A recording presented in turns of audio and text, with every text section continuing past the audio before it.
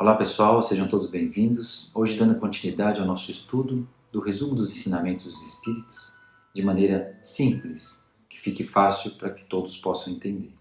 Qualquer dúvida, como eu falei, pode mandando no final do vídeo, a gente depois tira ou um episódio só para responder as dúvidas, pode ser depois de um bloco de 10 itens, a gente pode fazer isso, acho que é uma boa ideia.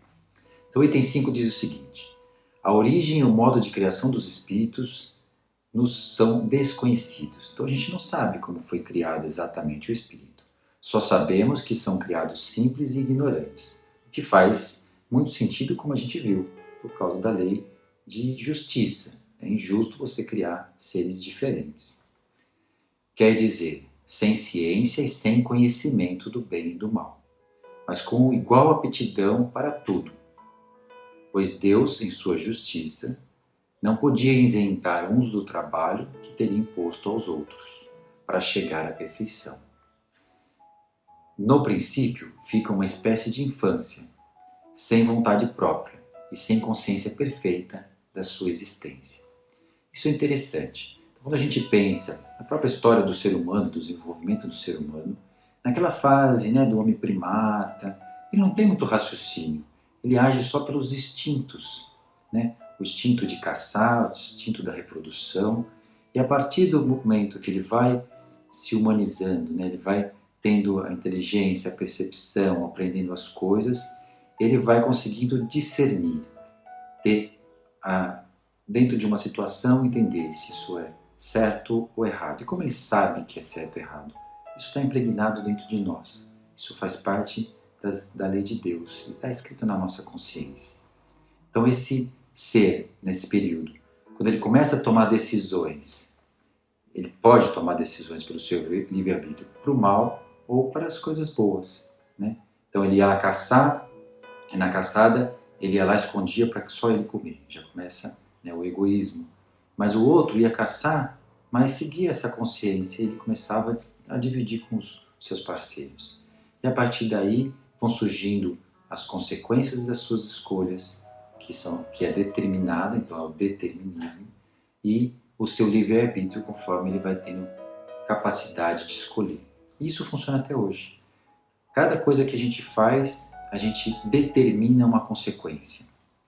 E quando a gente está passando pela consequência, ou seja, uma tribulação, algum problema na nossa vida hoje, quando a gente está passando por esse problema, a gente tem escolhas, maneiras de lidar com esse problema de hoje. Se a gente lidar disso com resignação, entendendo que tem um motivo de ter acontecido dessa maneira, a gente vai fazendo escolhas diferentes e tendo determinado na vida da gente novas experiências diferentes daquela que a gente determinou no passado. É interessante entender esse processo, porque isso explica muito uma das principais leis do Espiritismo, que é a lei de causa e efeito. E aí as pessoas se confundem, falam assim, mas será então que existe livre-arbítrio? Desenvolve-se o livre-arbítrio nos espíritos ao mesmo tempo que as ideias. Deus lhes diz: vocês podem aspirar à felicidade suprema, assim que tiverem adquirido o conhecimento que lhes faltam e cumprido a tarefa que lhes imponho. Então trabalhem para seu engrandecimento. Este é o objetivo. Irão atingi-lo segundo as leis que gravei na sua consciência. Então aquilo que a gente estava falando no outro item. A lei de Deus está gravada dentro de nós, a nossa consciência. A gente sabe o que é certo e o que é errado. A gente se perde nas escolhas pela própria influência, lógico que tem o nosso livre-arbítrio, a nossa escolha, mas muita influência do que a gente considera de sucesso na vida material. Mas Deus nos impôs a existência, a vida física, com experiências diferentes. Cada um tem sua experiência, porque foram fazendo escolhas diferentes. E vão desenvolvendo aptidões, vão desenvolvendo dons, vão agravando consequências e problemas pelas nossas escolhas. Mas a partir delas é que vai se desenrolando os nossos destinos como um todo. Mas sempre lembrar, as nossas escolhas de hoje é que determinam o que a gente vai colher amanhã. Se a gente está plantando hoje sementes de limão, de abacaxi, de coisas azedas, de coisas amargas, a gente vai colher a mesma coisa.